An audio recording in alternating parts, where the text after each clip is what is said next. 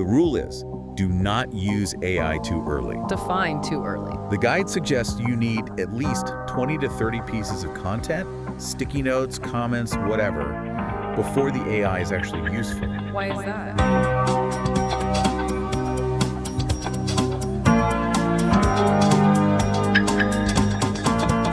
This isn't just about downloading new software.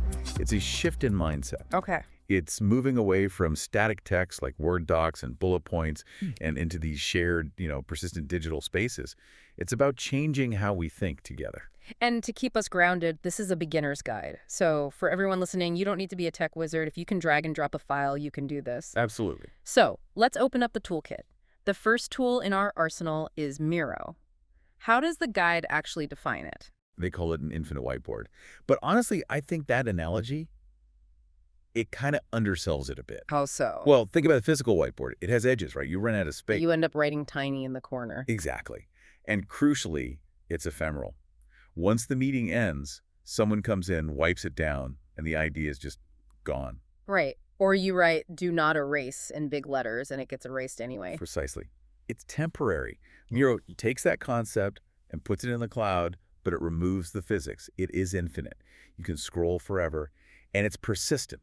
That's the key term here. Persistent. It means the board exists before the meeting, and it keeps existing long after. It's a living document. So it's more like a permanent war room for a project than just a temporary notepad. That's a great way to put it. And the basics are super simple. Sticky notes, text boxes, shapes. You can drag images right onto it. But the magic isn't the drawing, it's the timing. And that brings us to the core idea here, asynchronous collaboration. Okay, that is a $5 word that gets thrown around a lot. Let's define it clearly for this workflow. Asynchronous just means we aren't all working at the exact same time. A traditional meeting, that's synchronous. We all have to be online at 2 p.m. Right. And if you're not feeling creative at 2 p.m., well, too bad. You have to perform on the spot. Which is why so many brainstorming meetings fail. You can't just be brilliant on command. Exactly.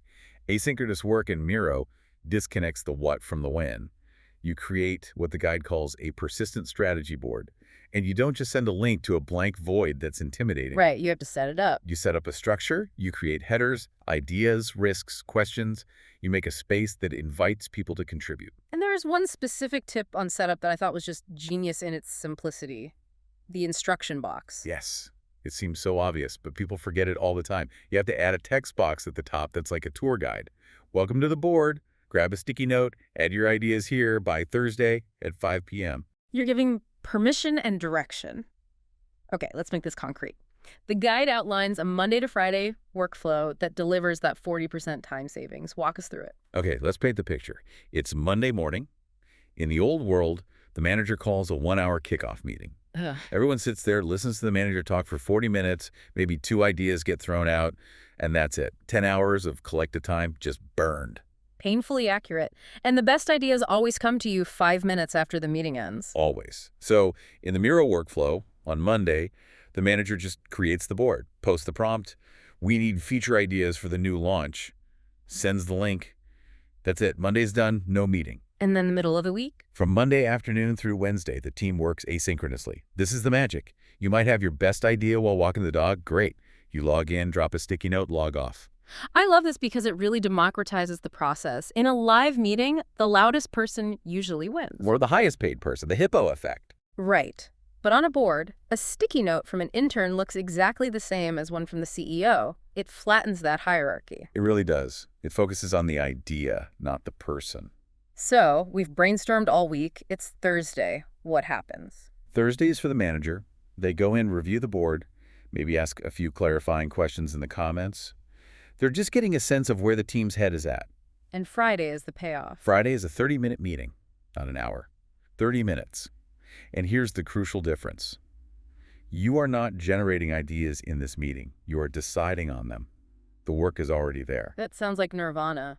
Seriously. But I have to play devil's advocate. I'm picturing that board on Thursday. It's got to be a mess. A total confetti explosion of sticky notes. It absolutely will be. It'll be chaos. And if you had to clean that up manually, you'd quit. And that brings us to the second pillar, the AI. Miro Assist. The guide says to look for the sparkle symbol. This is where tech saves us from our own creativity. Let's say you have 300 sticky notes. Some say budget, some say cost, some say money. A human sees that's all the same thing, but organizing them is so tedious. I mean the AI. You select all the notes, click the sparkle button, and choose Cluster by Keyword. In about 4 seconds, the AI reads everything, understands the context, and physically moves them into neat, labeled groups. 4 seconds versus an hour of dragging things around. That's the ROI right there. And it goes deeper. The guide mentions summarization.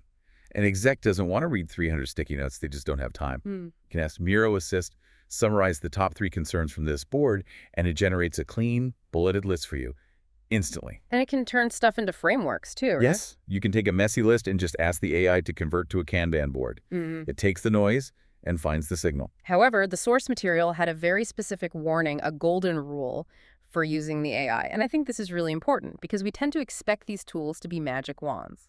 I'm so glad you flagged that. The rule is, do not use AI too early. Define too early. The guide suggests you need at least 20 to 30 pieces of content, sticky notes, comments, whatever, before the AI is actually useful. Why is that? Because the AI is a pattern recognition engine. It's an organizer, not a creator. Yeah. If you only have 3 sticky notes on a giant board and you ask it to find a pattern. It's just going to make something up. Exactly. It'll hallucinate. It needs a critical mass of ideas to work with. You have to let the mess build up first. That's a great way to think about it. So the workflow is create the space, let the humans fill it with messy, creative ideas, and then bring in the robot to tidy up. Trust the mess first. The mess is where the good stuff is. Okay, so we've survived the brainstorming, we have an organized board, we have a plan, but now the hard part, we have to present this to someone who wasn't in the weeds with us. And this is the transition. We're moving from messy thinking to polished presenting. And that's where the guide introduces the second tool, Prezi AI. Now, I have to be honest, when I hear Prezi, I have this very specific flashback to like 2012 and presentations that made me feel a little bit motion sick. You are not alone. Prezi definitely had a reputation for being, let's say, over-enthusiastic with the zooming. But the core idea, spatial design, is actually a solution to a very modern problem. Death by PowerPoint. Exactly. Yeah. Think about a slide deck. It's linear, a tunnel. You're on slide 4, then 5, then 6. If you're on slide 10 and a stakeholder asks about something back on slide 2. Hang on, let me find that slide. Yeah, and you can just feel the energy drain from the room while you fumble around. Yeah. It breaks the flow. Prezi is different. It's one giant canvas. You put your topics in different areas like a map. Okay. When you present, you zoom in to reveal the detail, but then, and this is the key, you zoom back out to see the big picture. The audience always knows where they are. So it's like looking at the blueprints of a house versus just walking through it room by room with a blindfold on. It's a perfect analogy. And the guide highlighted how this is a huge benefit for Q&A sessions. Right, the conversational presenting part. Yes. So let's say you're talking about the marketing strategy bubble. The CFO interrupts and asks about the risk assessment. In a slide deck, I'd say, please hold questions to the end, which everyone hates. Everyone hates that. But in Prezi, you just zoom out, pan over to the risk bubble, zoom in, answer the question, and then zoom right back to where you were. You navigate the conversation. You look totally prepared. That sounds great, but again, as a beginner, that sounds incredibly difficult to design. I can barely align text boxes in PowerPoint. That used to be the barrier. But this is where Prezi AI comes in. The workflow is almost shockingly simple. You start with just a text outline. So I could just take that bullet point summary that Miro Assist generated for me. Precisely. You take those bullets, project overview, budget, timeline, risks, and you copy-paste them into Prezi AI. And the AI, it builds the visual layout for you. It built the house. It builds the house and furnishes it. The heavy lifting is done. But is it customizable? Or am I stuck with what the robot gives me? No, customization is key. The source really emphasizes this. You can change colors, rewrite text, move things around. The AI just gives you a really smart starting point. So we have Miro for brainstorming, Prezi for delivery. The million-dollar question, do they talk to each other? Is there a magic button that turns a Miro board into a Prezi? I wish. The guide is honest here. Not exactly. There's no single convert button. It's more of a workflow. So how do we bridge that gap? It's pretty practical, actually. You find the key sections in your organized Miro board, maybe a great diagram or that cluster of notes, and you take a screenshot. You just drop that image right into your Prezi. Simple enough. But here's the pro tip from the guide that I really loved. For the stakeholders who want to go deep, you include a hyperlink to the original Miro board right inside your Prezi. Oh, that's smart. Yeah. So you present the high-level summary, but if someone says, show me the raw data, you click the link, and boom, you're in Miro. It respects both types of audience members. The skimmers and the divers. Okay, so we've covered the how-to, but this is a deep dive, so we need the how not to. What are the beginner mistakes? The first one is the complexity trap.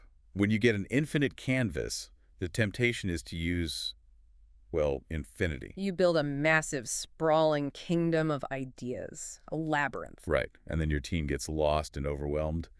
The fix is discipline. Stick to 3 or 4 clear sections. One color scheme, keep it simple. Mistake number 2? Unclear instructions. We touched on this, but it's worth repeating. If you assume people know what to do, you'll fail. People are terrified of looking stupid at work. So if they don't know what to do, they'll just do nothing. You have to spell it out. And the third one, I have a feeling this relates to our motion sickness friend, Prezi. It does, the motion sickness factor. Just because you can zoom around every 2 seconds doesn't mean you should. Use zoom purposefully to focus and then to show context. Don't just fly around to show off. Okay, so we know the tools, the workflow, what to avoid. But the hardest part is always the people. Humans hate change. How do you get a team on board with this? This is the adoption strategy section, and it's some of the best advice in the guide. The strategy is start small, don't try to overhaul everything overnight. Pick your battles. Pick one recurring, painful meeting, that weekly status update everyone dreads, and just say, hey team, for this week only, let's try this on Miro. If it sucks, we go back. Low stakes. People will try things if they know they can bail. Very low stakes. And then you do the quick win demo. I love this idea, show, don't tell. It's brilliant. You run a 30-minute live session, have everyone throw ideas on a board for 10 minutes. Total chaos. Then, right in front of them, you click the AI Sparkle button. Let them see the mess turn into order instantly. Yes. And when they see that a task that used to take an hour of arguing just got done in 4 seconds, you won't have to convince them. They'll be asking for the login. It's hard to argue with getting your afternoon back. It really is. Efficiency is the ultimate selling point. So, bringing it all back home, we started this deep dive with a promise. 30 to 40% less meeting time. That's the main metric. But the guide also mentions cutting presentation creation time in half. Think about how long we all spend just formatting slides. If AI handles the layout, you can spend your time on the story. That's a huge boost. But as we wrap up, I think there's a deeper layer here. There is. The most important takeaway isn't about the software, it's about habits.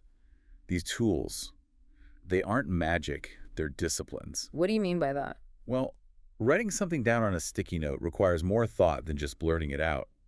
It forces you to be clearer, more intentional with your words, because you're not there to explain them in real time. So even if you never use these specific tools, just adopting the mindset of write first, talk later improves the team. Exactly. It shifts the culture from just showing up to actually contributing. So here's a provocative thought to leave you with, based on the guide's next steps. We challenge you to try a single project with this workflow. But here's the really hard part.